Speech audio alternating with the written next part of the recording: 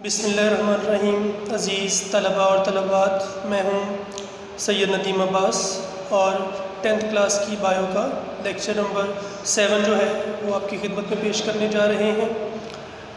Unit second है और topic है स्ट्रक्चर ऑफ नेफ्रॉन।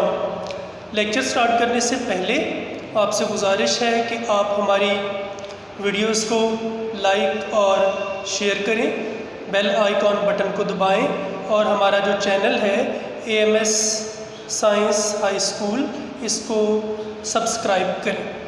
चलो स्टूडेंट्स, हम अब आते हैं अपने लेक्चर की जानिब। नेफ्रॉन का स्ट्रक्चर। नेफ्रॉन क्या है? नेफ्रॉन जो है वो फंक्शनल यूनिट है किडनी का। अब किडनी जो है ये यूरिनरी सिस्टम का हिस्सा है। जो इंसान का यूरिनरी सिस्टम है उसका हिस्सा जो है वो किडनी होता है। और यूरिनरी सिस्टम में जो पार्ट्स शामिल हैं, सबसे पहले किडनी, यूरेटर, यूरिथ्रा और यूरिनरी ब्लैडर। ये चार चीज़ें जो हैं ये यूरिनरी सिस्टम का हिस्सा है। तो यूरिन फॉर्मेशन जो है वो किडनी के अंदर होती है। किडनी का ये काम होता है कि एज अ फिल्ट्रेशन पंप के तौर पे काम करता है, फिल्टर ऑर्गन के तौर पे काम करता है और ब्लड को फिल्टर करता है। खून से फासद मादे जो होते हैं उसको साफ़ करता है और साफ़ करने के लिए इसका जो फंक्शनल यूनिट है उसको नेफ्रॉन कहा जाता है। नेफ्रॉन जो है ये स्ट्रक्चरल एंड फंक्शनल यूनिट जो है ये है किडनी का। हर किडनी के अंदर राउंड अबाउट 1 मिलियन नेफ्रॉन होती हैं। हर किडनी के अंदर 2 किडनीज होती हैं हमारी। हर किडनी के अंदर 1 मिलियन 10 लाख नेफ्रॉन होती हैं और हर नेफ्रॉन जो है अपने तौर पे रोल प्ले करता है ब्लड को फिल्टर करने का, खून को साफ़ करने का। हम अब आज स्टडी करेंगे नेफ्रॉन के स्ट्रक्चर को कि नेफ्रॉन जो है उसका स्ट्रक्चर क्या है, किस तरह से बनता है। उसके अगर हम पार्ट्स देखें तो सबसे पहले नेफ्रॉन जो है ये 2 मेजर पार्ट्स पे मुश्तमिल होता है। जैसे कि आप डायग्राम की सारी देख रहे हैं, ये इनलार्ज करके नेफ्रॉन की डायग्राम जो है वो दिखाई गई है। बड़ी करके नेफ्रॉन को दिखाया गया है कि नेफ्रॉन का जो स्ट्रक्चर है ये 2 हिस्सों पर मुश्तमिल होता है। एक को रीनल कार्पसल बोला जाता है और दूसरे को रीनल टेब्यूल बोला जाता है। रीनल कार्पसल जो है ये गैर बलदार हिस्सा है। ये सारा पार्ट जो है ये रीनल कार्पसल कहलाता है, जो मज़ीद 2 हिस्सों पर मुश्तमिल होता है। एक को ग्लोमेरुलस कहा जाता है और दूसरे को वुमेन कैप्सूल कहा जाता है। ग्लोमेरुलस जो है ये एक्चुअली ये कैपिलरीज का नेटवर्क है। इसके अंदर लाखों की तादाद में कैपिलरीज जो हैं वो होती हैं, जबकि जो वुमेन कैप्सूल है ये एज अ कैप्सूल की शक्ल में या प्याला की शक्ल में ये इनक्लोज किए होता है ग्लोमेरुलस को ये ढांपे होता है और इसको गैर बलदार हिस्सा भी कहा जाता है। किडनी का ये गैर बलदार हिस्सा है। और अगला जो है ये टेब्यूल पे मुश्तमिल होता है जिसको रीनल टेब्यूल कहा जाता है। रीनल टेब्यूल जो है मज़ीद 3 पार्ट्स पर मुश्तमिल होता है।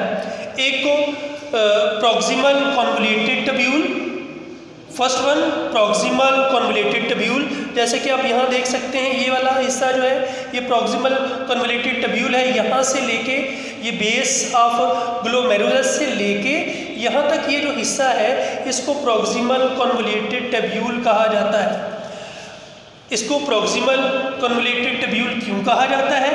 प्रॉक्सी का मतलब होता है near the base, near the attachment.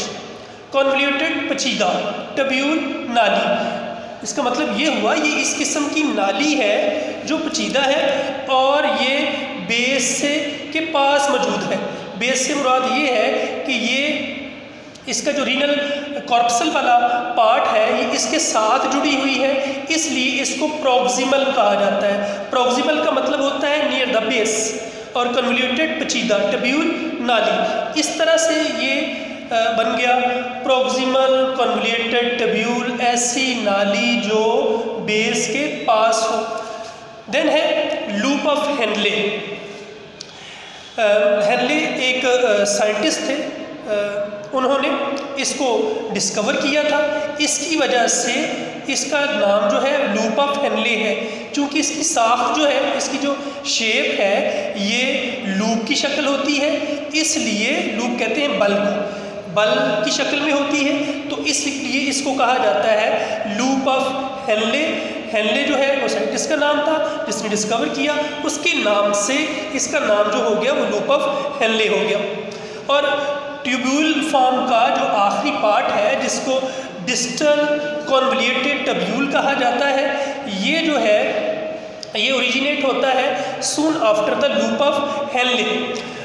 Loop of Henle जो है उसको थोड़ा सा और पहले हम डिस्क्राइब कर लेते हैं। लूप ऑफ हेनले के भी दो पार्ट्स हैं, एक को डिसेंडिंग लिम्ब बोला जाता है और एक को असेंडिंग लिम्ब बोला जाता है। डिसेंडिंग और असेंडिंग लिम्ब से क्या मुराद है? लिम्ब जिस तरह के हम कहते हैं टांग को बोला जाता है, लेकिन यहाँ इससे मुराद होगी इसकी शाख, इसकी वो शाख जो ऊपर से नीचे की तरफ आए उसको डिसेंडिंग, क्योंकि इसमें जो सारा मटेरियल होता है वो ऊपर से नीचे की तरफ आता है, इसलिए इसको कहा जाता है डिसेंडिंग लिम्ब। डिसेंडिंग लिम्ब इसको कहा जाता है,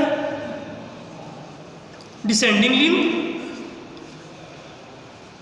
ये वाला जो पार्ट है ये डिसेंडिंग लिम्ब है, जबकि ये वाला जो पार्ट है जहाँ से जो मटेरियल है ऊपर की तरफ जा रहा है डिस्टल कन्वोल्यूटेड ट्यूब्यूल की तरफ, इसको असेंडिंग लिम्ब बोला जाएगा। असेंडिंग का मतलब होता है ऊपर की तरफ जाना और डिसेंडिंग का मतलब होता है नीचे की तरफ आना। छोटी क्लासेस में आप असेंडिंग ऑर्डर और डिसेंडिंग ऑर्डर्स के मुतल्लिक भी पढ़ चुके हैं। तो यहाँ इसका वो हिस्सा जिसमें जो फिल्ट्रेट है वो नीचे की तरफ आता है उसको डिसेंडिंग लिम्ब बोला जाता है, जिसमें ऊपर की तरफ जाता है उसको असेंडिंग लिम्ब बोला जाता है। और आगे फिर जो है ट्यूब्यूल का वो हिस्सा जो बेस से दूर है उसको डिस्टल कन्वोल्यूटेड ट्यूब्यूल कहा जाता है, इसीलिए इसको डिस्टल कन्वोल्यूटेड ट्यूब्यूल कहा जाता है। डिस्टल का मतलब होता है रिमोट, डिस्टल के लफ्ज़ी मानी होते हैं रिमोट के, रिमोट का मतलब होता है दूर। ऐसा हिस्सा जो बेस से दूर होता है उसको कहा जाता है डिस्टल कन्वोल्यूटेड ट्यूब्यूल। तो इस तरह से ये हमने इसके जो बालदार नाली है इसके तीन पार्ट्स पढ़े, प्रॉक्सिमल कन्वोल्यूटेड ट्यूब्यूल पढ़ा, लूप ऑफ हेनले पढ़ा और डिस्टल कन्वोल्यूटेड ट्यूब्यूल पढ़ा। अब डिस्टल कन्वोल्यूटेड ट्यूब्यूल जो है ये जाकर कलेक्टिंग डक्ट में खुलती है। एक ऐसी नाली होती है जिसमें जाकर ये काफ़ी ज़्यादा, ये देखिए यहाँ से ये शाखें ये शो कर रही हैं, यहाँ से नेफ्रॉन का ये वाला जो पार्ट है ये सारा इसके अंदर आ रहा है। बहुत सारी नालियाँ एक कलेक्टिंग डक्ट में खुलेंगी और कलेक्टिंग डक्ट जो है वो एक पेपिलरी डक्ट में खुलेगी और बहुत सारी सैकड़ों जो कलेक्टिंग डक्ट हैं वो पेपिलरी डक्ट बनाएंगी। पेपिलरी डक्ट जो है वो आगे जाके पेल्वस में खुलेगी और वहाँ से यूरेटर फॉर्म होगी। यूरेटर जो है वो यूरिन को लेके जाएगी इनटू द यूरिनरी ब्लैडर और वहाँ से यूरिथ्रा के ज़रिए इसको पास आउट कर दिया जाएगा। ये सारा इसका फंक्शन होता है। दोबारा फिर से थोड़ा सा इसको ब्रीफली हम देख लेते हैं कि हमने आज क्या पढ़ा। आज हमने नेफ्रॉन का स्ट्रक्चर पढ़ा। नेफ्रॉन जो है क्या? नेफ्रॉन जो है वो स्ट्रक्चरल और फंक्शनल यूनिट है किडनी का, और जिससे किडनी जो है वो अपना काम सर अंजाम देता है। किडनी का काम क्या है? फिल्ट्रेशन करना, ब्लड की फिल्ट्रेशन करना और यूरिन फॉर्मेशन करना, यूरिन बनाना, पेशाब जिसको उर्फ़ में कहते हैं उर्दू में। तो यूरिन बनाना, और यूरिन कैसे बनता है? जब फिल्टर हो जाता है ब्लड से फासद मादे निकल जाते हैं, उनको पानी के साथ डिज़ाल्व करके बन जाता है, यूरिन बन जाता है। तो अराउंड अबाउट 1 मिलियन नेफ्रॉन होती हैं और इसके दो मेजर पार्ट है, रीनल कार्पसल है, रीनल ट्यूब्यूल है, जिसके बारे में आपने पढ़ा। होपफुली आपको हमारा ये लेक्चर पसंद आया होगा।